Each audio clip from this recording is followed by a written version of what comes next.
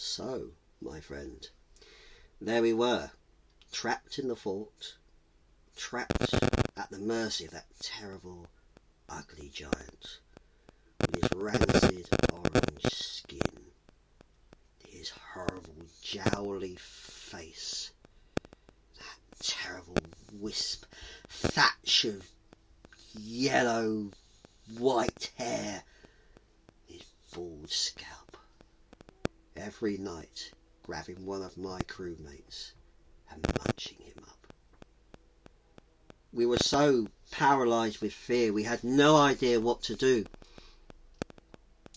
It took me a while to gather my senses. And by then, there were only a few of us skinnier sailors left. It was the night after the boatswain had been munched up by the giant, and the giant fell fast asleep. A few of us came up with a plan. With the giant sleeping soundly, we scurried around the fort and gathered together bits of cloth, clothes, bits of wood, and fashioned a makeshift ladder. We disguised it by putting broken benches all over the top so the giant wouldn't tell. And then one night, once the giant had eaten his fill, we decided to put the plan into action. The giant was fast asleep, his stinking, rancid breath filling our nostrils, making us feel sick, as we headed for some of the barbecue skewers, the huge ones like spears. There'd been the fire left over from cooking one of our mates. Put the skewers in the fire. Within a few minutes, they were white hot at the ends. Quickly, we pulled them out of the fire and headed over towards the giant, snoring away. With the count of 3, we plunged the red-hot, white-hot pokers into the giant's eyes. A terrible scream, a roar filled the fort as the giant howled in pain. He was splatting his hands on the ground, flailing out of us, wanting to try and get hold of us. We ran away as quick as we could. We'd taken our ladders, put it up against the wall of the fort. Thank Allah they were high enough. We gathered together some of the broken benches, they would come in handy, and we scaled the fort, got down the other side, and headed towards the sea. A few of us had gathered together some extra bits of cloth, and we lashed together the broken benches as best we could to make some rafts and push them out into the ocean. We paddled away with our hands, trying to get away from the shore, when we heard a huge bellow. 2 voices. We turned around and we saw the giant, with the poker still in his eyes, being led by the hand by a female giant, his wife. What a horrendous sight. The waves of the shoreline wrinkled their nose in disgust as they headed away from the terrible sight of the giant and his wife. We splashed away with our hands as quick as we could. The giants were picking up boulders and throwing them out to sea. I'm sorry to say a few of the boulders hit their marks, and a lot of my friends were crushed underneath. In fact, this bombardment was so massive, by the time we got out of the range of those terrible pair, there were only 3 of us from the ship left.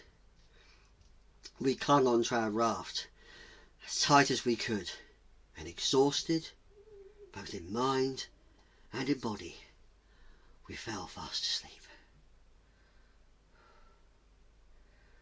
When we awoke,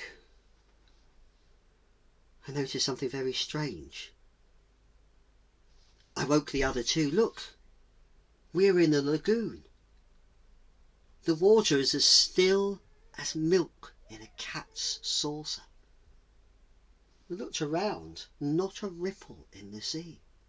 We were surrounded by a coral, but the strange thing was I couldn't see the place where we had come into this reef. I sat there amazed, dangling my legs into the sea, to the warm, still waters. For a moment I felt at peace, but that peace didn't last. I heard a hiss, a bubbling, angry hiss.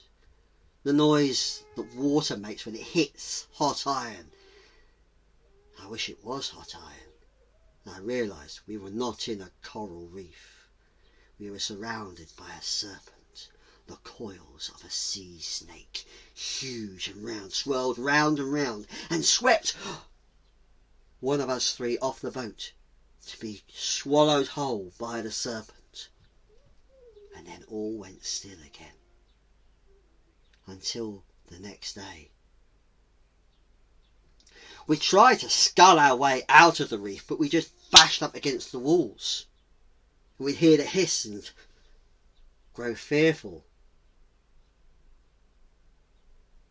The next night, the serpent moved again, swirling round and round, until it knocked the second off.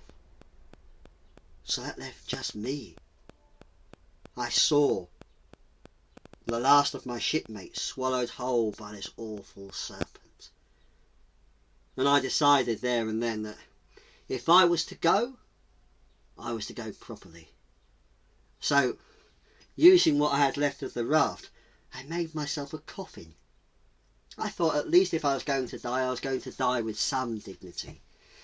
So, I enclosed myself in the coffin and waited my fate. And sure enough, I felt the waters begin to swirl as I was bashed around. I was nosed up and down by the serpent, but for some reason it wouldn't eat the box. Whether it didn't like the look of it or the taste as it opened its mouth, it couldn't get it round. And then, disheartened, the serpent disappeared.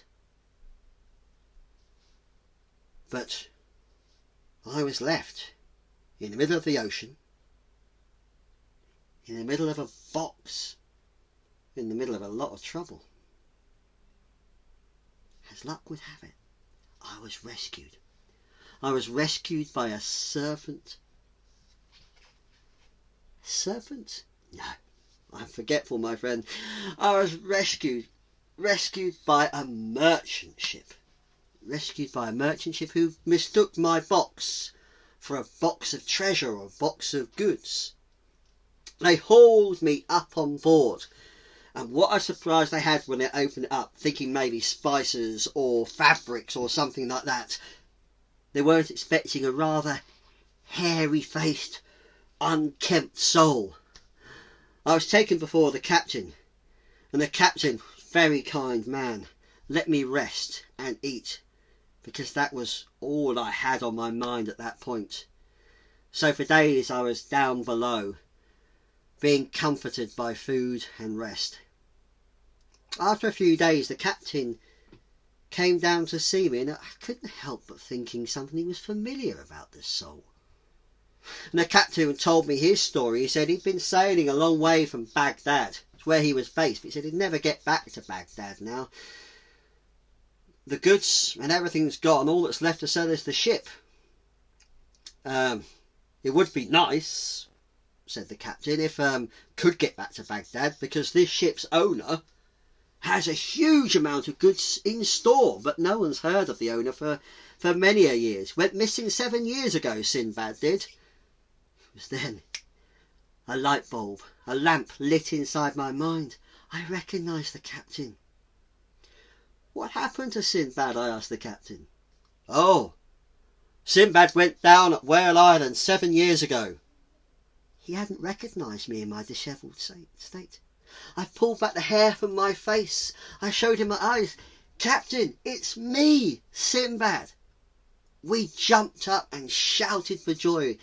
Never been so relieved to see a fellow sailor. And so, my friend, we made it back to port. We unlocked my stores. I was so glad for being rescued. I sold off half of the things I had and split the money with the captain. And I decided there and then that I would spend the rest of my life ashore. That was far too much sailing for me. I'm sorry to say I didn't stick to my promise. I did sail many more voyages, but maybe another time, my friend. I've stolen far too much of your time. Too many moments from your life. Maybe another day I'll tell you about some of my other voyages. I'll leave you now. And so Sinbad did. Left me. Left me thinking, what about those other voyages? What happened? I never saw him again. But I kept searching for Sinbad. Maybe one day I'll find him. I'll let you know what he got up to.